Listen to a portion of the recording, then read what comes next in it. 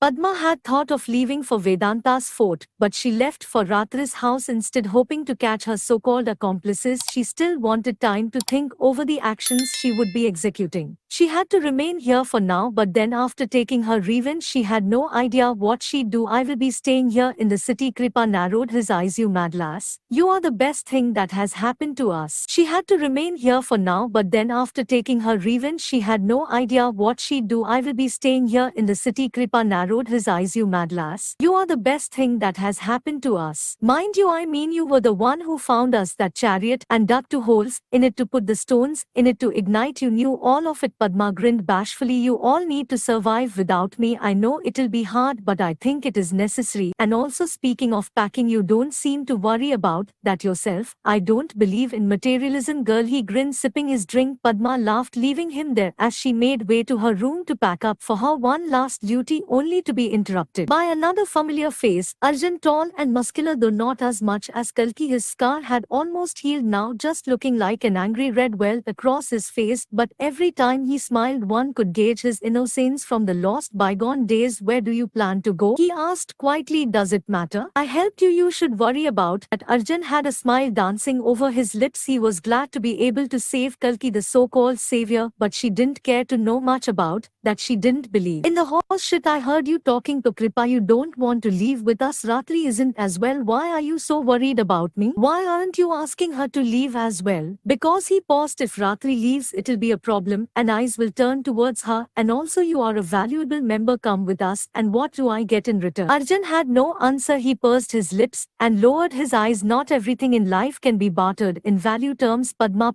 almost felt ridiculous for asking something in return as she packed her sack with the zinc explosives Kripa had managed to make from the remaining soma. He had asked her to use them only when absolutely necessary. She knew what she had to do with them. I don't know what you will do with the explosives, and I have no right to ask you, but I just want you to know we can wait till you do your job or whatever it is. We can wait till then. Kali might find you. Till then he doesn't care two hoots about Ratri. She's just a librarian to him at the end of the day. Padma paused. My name is Padmavati. She didn't know why she told him her full name. It was something she hadn't even shared with Ratri. Perhaps it was his soft, delicate eyes and the way he spoke with respect and intellect. She had some affinity towards him, unlike others whom she couldn't stand being with. Arjun arched his brows. That's a Dakshini name. She nodded. I'm from the south. Yes. Do you know much about your heritage? The thought crossed her mind of telling him, but she remained quiet. We migrated, me and my brothers, during the pact between North and South against the Tiavan Bialis. Those were the dark times as well, when her brothers had been forced to stem Vedanta's madness. I ask you to come because he needs someone like you to keep him in check. You are a smart mouth sometimes, but generally a clever woman. Padma sighed. Where do you all intend to go? And from there to Mahendragiri. That's the snowy region. Yes, she hated the snow. Grimacing, she nodded. I will see to it. Why, but we weren't joking about Kalki being the savior. He really is. You saw him. Padma had seeing how Kalki was able to adroitly manage the iron chains around him, aside from the nerve-wracking fight against Martanja. But still, there must be some logical explanation, and she sought it. I will see to it. Arjun patted her back and made his way outside before turning back to look at her one last time. What, you have the explosives?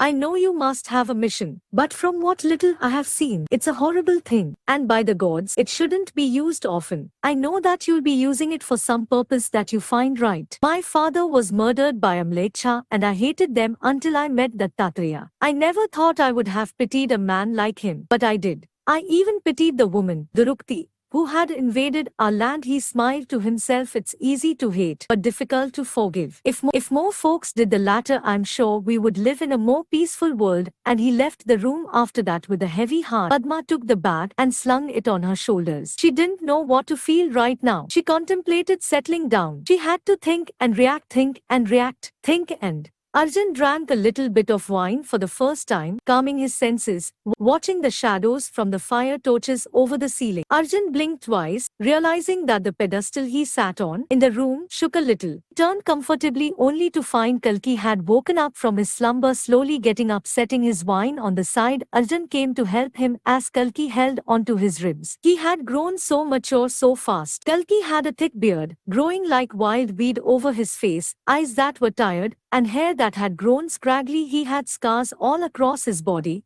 lashes and red welts from the flogging. It felt like yesterday that they were sitting at the farm, looking at the dipping sun, joking and elbowing each other, telling stories. They were brothers, separated by blood but joined by love. Shambhala was a far-fetched dream and he wished he could return, but Arjun knew it was over. For now, at least. His mother was at the temple, and Arjun had written a note to her telling her they were fine. But he didn't let her know where they were, otherwise she would be worried. Arjun was the last person to lie to his parents, but he had to. Circumstances were forcing his hand in this matter. It's always what you never expect. It's always the innocent who has to take the fall in front of evil, the innocent who is spurred on to try and wage a war against the evil. A man born in riches can be corrupted easily. Humility is what makes a hero. I'm all right, said Kalki. You don't look quite right. Is that wine I smell? He asked gruffly. Arjun flustered, moving back. Can I have some as well? Arjun laughed and poured some for him. Kalki took it in his hand, shivering, gulped at one go, and returned the goblet to Arjun. Lakshmi always tended to make, Kalki said, not looking up, but down at his palms that had roughened through time. I can't forget, except that she's dead. He paused. But then, Mahat said, just because they are dead doesn't mean they are not around. He smiled at the thought. Arjun patted his older brother's head as he sat on the opposite side staring at the fine man he had become. I have to admit you have grown. In more ways than one. Says who? Kalki smirked. You out of all people shouldn't say this. Carrying a flying chariot over a trial, that was Kripacharya's idea, he say. Mysterious man. Kalki turned his head and watched Kripa, who was snoring at the doorstep close to the corridor. Arjun bit his lips before continued. I should say this, but I fear I am perhaps getting a bit too paranoid. First instincts never lie, Kalki said. All right. Arjun nodded. I met a mlecha. There was a shift in Kalki's eyes, so he continued. He told me that an old man was trying to goad them to attack Shambhala. Old. You think Kripa hired a bunch of men to kill my father? Perhaps, or just kidnap. Killing happened out of necessity, perhaps. Arjun couldn't believe he was accusing a man who had helped in saving his brother. Kalki remained impassive. It's uncertain. There is no proof. Can the man identify Kripa? He's dead, trying to save us. Kalki laughed at the irony. Arjun did too. It was a pathetic scoffing sound ringing in the room. The world was full of irony and insecurities. We can only trust each. Perhaps yes. And Bala and the new girl? Kalki was thinking, his eyebrows raised. Yes, Arjun sighed. Her name is Padma. She has a tough exterior but a heart of gold somewhere inside. I know it, I'm sure. I trust your judgment. I will look out for Kripa. We can't trust the old man. You are right. But he's correct about one thing. You need to leave for the hills to learn the ways of the avatar, Arjun said. You can't sit here. You need to defeat Kali. He is growing crazy and his craziness has no limits. Arjun could see Kalki was contemplating. A young boy from Shambhala didn't want to fight the evil incarnate. He wanted the simpler pleasures in life instead. How is Shambhala? Shattered. Arjun shook his head. We left in order to save you. Will we ever return? I hope we do. When everything is all right, we will. Kalki was avoiding the question, and it was evident. Arjun leaned forward. Listen, he added. I know it will sound harsh, but I need you to promise me something. What? I need you to promise me that you understand we are on a dangerous path, and that you will undertake well-thought-out plans and try and remain safe. We are leaving our zone of comfort. We are out there, and we need to be prepared, most of all. For? Arjun blinked. If anything happens to me, anything at all, I want you to promise me that you will move on, to learn, to go and become what you are destined to become. Embrace it. Don't hold yourself back like you did in Sham. You will continue to lose. It's all right to lose one person and protect the world in return. What if that person means the world to you? Arjun had no answer for that. Kalki was right in his own way. I want you to promise me, nevertheless. Don't stop, otherwise you'll regret it forever. Return when you are ready and fight the adharma. I can't believe it. Hearing you talk about supernatural things, I have seen enough to believe. All right, I promise, but I won't let anything happen to you. Arjun went over and hugged his brother. They stayed locked in an embrace until Arjun walked over to the window with the refilled goblet. I saw that you kissed the woman who destroyed our place. What was that about? It was a peck, brother. Kalki was flustered, and she's a misunderstood woman trapped by a megalomaniac man. I wanted to save her, but I couldn't because she hurt you. Kalki shot him a look of confusion. He was himself conflicted, and it was evident, or perhaps I knew she was the only one who can humanize Kali. in the process of doing good. Brother, I hope you didn't ruin her life. Arjun didn't feel any sympathy for Kali's sister, but Kalki had known her, and Arjun knew better than to judge someone before hearing her side of the story. While Kalki had gone in deep thoughts, Arjun's eyes flew towards the city, where he could make out the dark shadow of a lurking figure, covered in a shawl. Arjun knew who it was, Padma. She had left even though he had subtly warned her not to do. I will be back. Arjun thrust the wine glass toward Kalki. Enjoy this and stick to your promises. Kalki smiled. Arjun did too. Before leaving him in the room, Arjun had a sickle dangling from a girdle at his hips, and he was proceeding down the dark streets. In the wan light, with the hooting owls and the bats in the air, crept Arjun, unnerved by the scenery around him. He saw Padma, away from him, but still walking at a brisk pace. When would that girl learn that there were things bigger than her? But then, he didn't know her story, and it was wrong again to judge her. Perhaps it was a necessity, for all Arjun could guess. He soon realized that she had begun to dodge the night patrollers, who surprisingly weren't the usual Nagas. Most of the patrolling police were either Manavs or Yakshas. Arjun let out a deep breath as he turned into another alley away from the main road, realizing that she was leading towards the royal fort. It was Vedanta's fort. He saw her with acrobatic finesse, climbing over the wall and going on the other side. Arjun quickly paced up to the wall and tried to vault across the brick wall, though his ankle didn't allow him to. He used his sickle, plowing it deep in the wall, and then with that, forced himself up, catching the edge and finally reaching over the top and falling onto the other side. Pushing aside the shrubbery near the top, he saw the large bell tower inside the fort, with armed soldiers walking about. Catching his breath once again, Arjun followed her. He had no idea why he was doing what he was doing, but he wanted to save her and also see what she was up to. If she got caught, she'd have a better chance of escaping with him. She was useful, and from what he had learned, one mustn't let useful people leave in a hurry. If Kalki found out, he wouldn't agree. To be fair, Arjun had a lot of reasons to be here, and many didn't make sense to him. Kripa always gave him the creeps, but Padma didn't. She was brutal and honest, something Arjun hadn't seen in this world much. And then she saw her climbing one of the main towers, reaching over and hiding from the lights. Arjun stayed down as she had lurched inside the window. He wanted to leave, but then concealed in the he saw a guard approaching the path in front of him. He remained still and hoped to gods that he wouldn't be caught. Bala wasn't impressive. In fact, he was not impressive in any way. And yet, she found him to be a kind-hearted man. Ratri knew he was almost a decade younger than her, and she had no amorous feelings towards him. In fact, they were friendly just like she was with Kumar, but many in the house thought of them as a couple, which was absurd. Then again, it was Bala's fault as well, since he blushed around her. Maybe he liked her, and she found it cute, but it would never be reciprocated. She had better and more important things to do, especially with the things now happening in the city. She had been furious when found out that they were planning things behind her back. She had grand plans of taking down the new order, but none of it made sense to them. They just wanted to free their comrade. It was a futile attempt that ended up being not so futile, since the escapee, a fugitive, was inside her house, and if anyone had seen him entering the house, she would be dead. But she decided to help them. Why?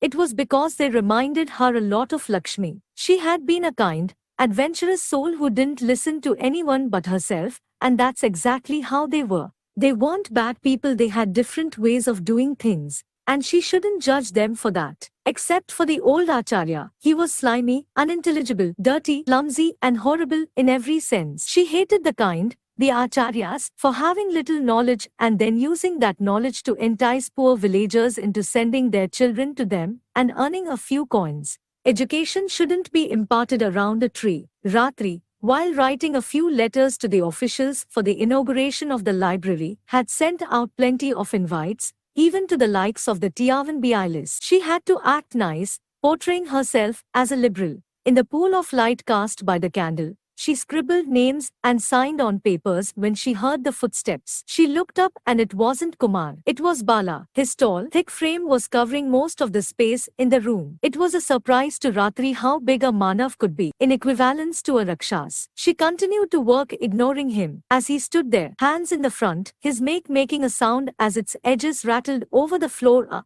Thank you for everything, Ratri nodded. It's all right. Anything for Lakshmi's friends, she would have thrown them out if it was otherwise. I hope we meet again. Ratri had been told by Kumar that the guests would be leaving for their next destination, wherever that was. Ratri didn't care to ask. It was not her business. Me too. I hope that she pulled up a smile. I'm glad you were honest with me. But why was he? He could have lied like the rest. Yes, I apologize. His voice was hoarse, but had a gentle edge to it. For the others, they were afraid of telling you. Ratri stopped her quill at that. And you weren't? Many don't know. But I recognize a person in the first instance. And you seemed like a person who would help us, going to great lengths and not minding it. Her face had no expression, but she liked the fact that he had truly understood her. I won't. Yes, but I have limits as well, of course, and before we cross them, we plan to leave. I'm glad, she said, as she signed more letters. And about the, you don't need to speak about it. Ratri's cheeks were turning red. You sure? His voice squeaked. He was nervous.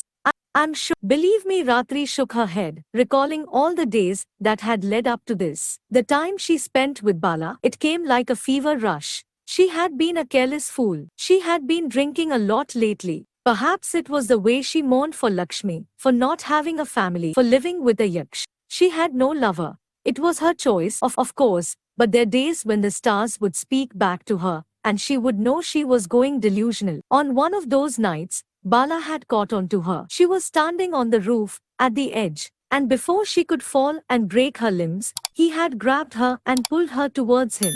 She had mistakenly kissed his chest, even leaving the mark of her red lips on his skin. She had foolishly hiccuped and giggled. Bala had grabbed her and taken her back to her room and tended to her. Burly a man though he was, he didn't allow Ratri to kiss him. You are drunk. You are not thinking straight, he had argued reasonably. And in the morning, he had presented a bowl of soup to her, claiming it was a tried and tested cure for hangovers. What did I do? She was massaging her head, acting as if she didn't remember, but she did. It was awful and embarrassing. A woman of her age shouldn't do any of it. You were shaken up. You are fine now, he gently smiled. And from then on, whenever there was any spare time, Bala would come and talk with her. And it wouldn't just be about trivialities, he would talk about his deepest insecurities. And Ratri would do so as well. Ratri had no problem sharing them with him. It was as if that night, they had bonded over her drunken stupor. How did you reach the position you are in,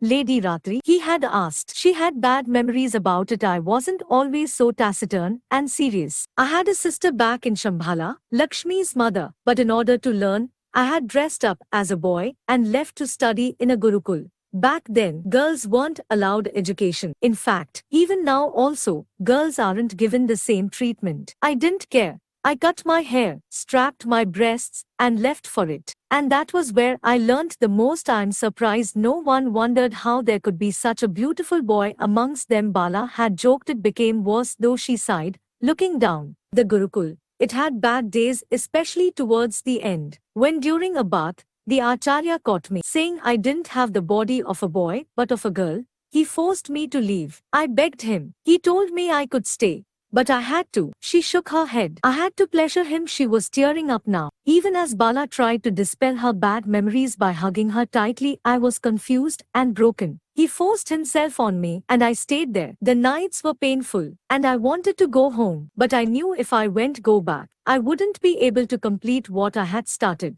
I wanted to go to the city and learn from a scholar. Bala had his eyebrows arched now, worried and a little angry. I'm sorry, what did you do then? So I went inside his hut on one night, and I cut off his privates when he lecherously beckoned me towards him. She pulled up a smile at the gory memory. That is impressive, he laughed, slapping his knee. That was. But now that I think about it, it was kind of bloody. I have learnt, Lady Ratri. Call me just Ratri. With tender eyes, Bala continued. I have learnt that we live in a violent world, surrounded by violent men and women, doing violent things. It's dark, bloody, and I am used to it. That's why you are with them? She signaled at his gang, who were talking to each other in the other room. No, he shook his head. The world might be bloody, but there is still hope, and they give me that. They promise me a better tomorrow, and it feels good to have hope in a hopeless world. And then he had leaned forward. I wanted to ask you to not get furious, but know things and try and understand them. We didn't mean to hide, but now it is important that we should tell you. From then on,